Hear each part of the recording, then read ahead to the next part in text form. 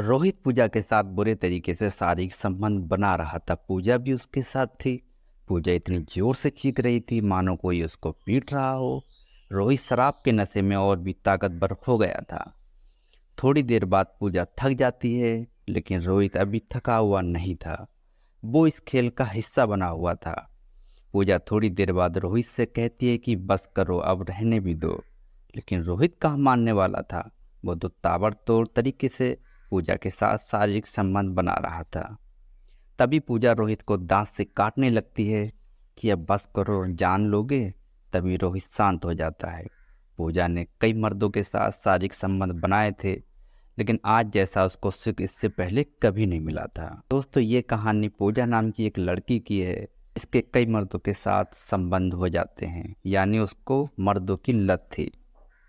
दोस्तों, आगे बढ़ने से पहले अगर आपने हमारे चैनल को सब्सक्राइब नहीं किया है तो सब्सक्राइब कर लीजिए और वीडियो को लाइक कर दीजिए। तो स्टोरी शुरू करते हैं। 11 अगस्त सन 2017 को दिल्ली के पास में एक इलाका पड़ता है, द्वारका। द्वारका के पास एक कॉलोनी पड़ती है, बगडोना कॉलोनी। बगडोना के रहने वाले संजीव चौधरी की दो बेटियां थीं।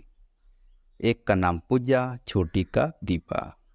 अच्छा, परिवार में संजीव चौधरी, उनकी पत्नी माता और दो बेटी। संजीव चौधरी का द्वारका में पानी का काम था, यानी वाटर सप्लाई का काम था। मतलब परिवार जो था वो रसूखदार था, बेहद संपन्न था। संजीव चौधरी जिस घर में रहते थे उसमें 4 फ्लोर थे। एक में खुद रहते और 3 में किराएदार। अब जिंदगी बहुत बढ़िया तरीके से कट रही थी। पूजा दिल्ली यूनिवर्सिटी से ग्रेजुएट कर रही थी। वह देखने सुनने में बेहद खूबसूरत थी, गोल मटोल, गोरी, बहुत सुंदर। जो संजीव चौधरी थे, इनके किराएदार रहता था जिसका नाम आशीष था। आशीष पानीपत का रहने वाला था और दिल्ली में रहकर आगे की पढ़ाई कर रहा था। जो पूजा थी उसका आशीष के साथ अफेयर भी चल रहा था। पूजा दिन में दिन कभी कभी आशीष के कमरे में चली जाया करती थी, उससे बात किया करती थी। दोनों एक दूसरे के नंबर भी एक्सचेंज कर लेते हैं। रात रात भर दोनों एक दूसरे से बात करते हैं, व्हाट्सएप पर चैटिंग करते हैं। 1 जनवरी सन 2018 को आशीष का बर्थडे था। अच्छा, आशीष केक वगैरह लेकर आता है, पूरी बिल्डिंग को पार्टी वगैरह देता है। सभी लोग केक खाते हैं, खाना पीना करते हैं और करीब 10 बजे बर्थडे का सेलिब्रेशन चलता है और सभी लोग खा पीकर अपने अपने घर में चले जाते हैं। इसमें पूजा का परिवार भी था। बर्थडे की पार्टी खत्म हो जाती है। रात करीब 1 बजे पूजा उठकर चुपके से आशीष के कमरे में चली जाती है। दरअसल पूजा और आशीष पहले से ही एक प्लान कर रखा था कि रात को वो दोनों अलग तरीके से पार्टी का आयोजन करेंगे। अब पूजा जैसे ही आशीष के रूम में जाती है, आशीष ने पहले से ही बियर वगैरह का इंतजाम कर रखा था। आशीष बियर लाता है, दोनों जमकर बियर पीते हैं। पूजा और आशीष भी बियर पीने के बाद दोनों मदहोश होने लगते हैं। तभी आशीष कुछ अश्लील कपड़े लेकर आया था पूजा के लिए। वो पूजा को कपड़े देता है और बोलता है कि ये पहन कर आओ। पूजा थोड़ा शर्माने लगती है, लेकिन फिर वो मान जाती है आशीष की बात। वो बाथरूम में जाती है, वो कपड़े पहनकर आशीष के सामने आती है। अब आशीष उन कपड़ों में जैसे ही पूजा को देखता है, वो दंग रह जाता है। दरअसल पूजा उन कपड़ों में बेहद खूबसूरत लग रही थी। उन कपड़ों में अब आशीष पूजा को अपनी ओर खींच लेता है और किस वगैरह करने लगता है। अब दोनों इतने नशे में हो जाते हैं कि एक दूसरे के साथ जिस्मानी संबंध बनाने के लिए उतावले होने लगते हैं। तभी आशीष मौका समझ जाता है कि जो पूजा है वो पूरे तरीके से जिस्मानी संबंध बनाने के लिए तैयार हो चुकी है। अब वो पूजा को उठाकर बेड पर पटक देता है और वो ऊपर आ जाता है। ऊपर आने के बाद पूजा को किस वगैरह करने लगता है। पूजा खुद ही बोलने लगती है कि अब मेरे साथ संबंध बनाओ। इशारा मिलते ही आशीष पूजा के साथ संबंध बनाने लगता है। वो थोड़ी देर बाद तो आराम से संबंध बना रहा था, उसके बाद जैसे ही उसके अंदर मदहोशी आती है, वो जोर जोर से पूजा के साथ जिस्मानी संबंध बनाने लगता है।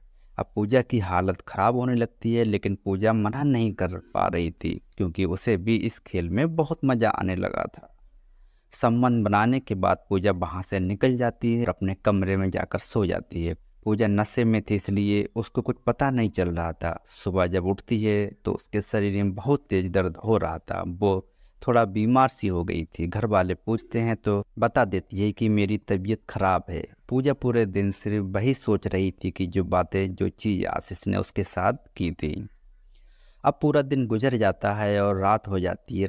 रात होने के बाद पूजा का फिर मन करने लगता है। वो आशीष को फ़ोन करती है और बोलती है कि उसका प्यार करने का मन फिर से कर रहा है। आशीष समझ जाता है कि पूजा को क्या चाहिए। वो पूजा से बोलता है कि रात करीब 2 बजे वो उसके कमरे में आ जाएगी। रात होती है करीब 2 बजे। पूजा अपने कमरे से आशीष के कमरे में चली जाती है। जाने के बाद वहीं फिर से वही होता है। आशीष और पूजा एक दूसरे के साथ लिपट कर जिस्मानी संबंध बनाने लगते हैं। अब ये खेल आए दिन चलने लगता है। रोज रोज का खेल ये बड़ा भयानक होने वाला था। एक दिन आशीष अपने घर वापस पानीपत चला जाता है। पूजा उससे पूछती है कि कब वापस आओगे, तो आशीष बोलता है कि 10 दिन मैं वापस आ जाऊंगा। अब 10 दिन के बाद आशीष वापस नहीं आता है तो पूजा को टेंशन होने लगती है। वो फ़ोन करती है तो पता चलता है कि आशीष की जॉब मलेशिया में लग गई है। वो इंडिया छोड़कर मलेशिया चला गया है। अब यह सुनकर पूजा बहुत दुखी हो जाती है। दरअसल पूजा तो मर्दों की लत लग चुकी थी। अब पूजा आए दिन परेशान होने लगी थी। भाई उसको तो मर्द की ज़रूरत थी। जिस रूम में आशीष रहता था वो खाली हो चुका था, इसलिए पूजा के घर वाले बाहर एक बोर्ड लगा देते हैं, होर्डिंग लगा देते हैं कि कोई किराएदार हो तो उनसे संपर्क करे। अचानक एक किराएदार परवीन नाम का एक बंदा आता है जो गुड़गांव की एक मल्टीनेशनल कंपनी में सॉफ्टवेयर इंजीनियर था। अब वो आकर आशीष के रूम में रहने लगता है। पूजा जब परवीन को देखती है तो उसके मन में पानी आने लगता है कि अब ये उसके जिस्मानी प्यास बुझाएगा। वो धीमे धीमे परवीन के ऊपर डोरे डालने लगती है। परवीन भी जवान था। वो समझ जाता है कि पूजा को क्या चाहिए। एक दिन पूजा चुपके से परवीन के रूम में चली जाती है। परवीन उस दिन घर में ही था। जाने के बाद में पूजा के साथ छेड़खानी करने लगती है। छेड़खानी करते करते कब दोनों के बीच अनैतिक रिश्ता कायम हो जाता है पता ही नहीं चलता और दोनों एक दूसरे के होकर रह जाते हैं। पूजा को जिस्मानी सुख नहीं मिल पा रहा था जो आशीष से मिला था। दरअसल जो परवीन था वो इस खेल का माहिर खिलाड़ी नहीं था। अब एक दिन परवीन फिर पूजा को फ़ोन करता है तो पूजा उसको डांट देती है। बोलती है अगर दोबारा मुझे फ़ोन किया तो मैं अपने घर वालों से बोल दूंगी। अब परवीन डर जाता है, लेकिन जो पूजा थी वो जान गई थी कि परवीन के अंदर कुछ नहीं बचा है। अब जो पूजा थी वो दिन ब दिन मन में घुटने लगी थी। उसको तो मर्द का सुख चाहिए था। अब घुटते घुटते एक दिन उसकी सहेली उसके घर आती है। वो उससे बोलती है कि तुम इतनी घुट क्यों रही हो, क्या बात है। बोलती है बस ऐसे ही बात है, एग्ज़ाम की थोड़ी टेंशन है। सहेली बोलती है कि मैं पास के ही जिम में जाती, तुम अगर जिम चला करो तो तुम्हारा मन अच्छा हो जाएगा और तुम्हारी सेहत भी अच्छी रहेगी। अब पूजा उसकी बात मान लेती है। दूसरे दिन से ही वह जिम ज्वाइन कर लेती है। जिम जाते जाते पूजा को करीब 1 महीना हो जाता है। एक दिन पूजा जिम ट्रेनर रोहित से बोलती है कि सर मैं अकेले वर्कआउट किया करती हूँ, थोड़ा आप मुझे ट्रेन कर दिया करें, मेरी हेल्प कर दिया करें। रोहित मान जाता है। दरअसल जो रोहित था जिम उसी का था। कई सारे लड़के लड़कियां वो ट्रेनिंग भी देता था। अब धीमे धीमे पूजा को ट्रेनिंग देने लगता है। ट्रेनिंग देते देते वो इधर उधर हाथ भी लगा देता था, लेकिन पूजा को बुरा नहीं लगता था बल्कि अच्छा लगता था। अब पूजा रोहित को पसंद करने लगी थी। रोहित भी पूजा को पसंद करने लगा था। पूजा और रोहित की भी लव स्टोरी शुरू हो चुकी थी। पूजा रोज जिम जाने लगी थी। पूजा और रोहित की लव स्टोरी अब शुरू हो चुकी थी। दोनों जिम में खूब मौज मस्ती करते, खूब खाते पीते।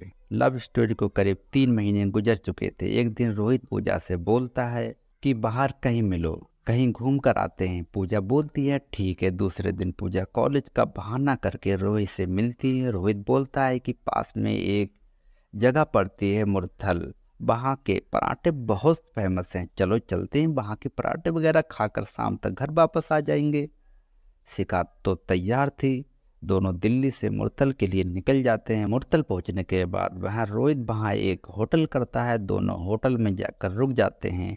रुकने के बाद रोहित जो दिल्ली से शराब वगैरह साथ में लाया था वो खोलता है। दोनों शराब पीने लगते हैं। शराब पीने के बाद दोनों के अंदर शारीरिक संबंध बनने का मन होने लगता है। पूजा आकर रोहित की गोद में बैठ जाती है। माहौल बहुत रोमांटिक होने लगता है। तभी नशे में पूजा रोहित से कहती है कि मैं कपड़े चेंज करके आती हूँ।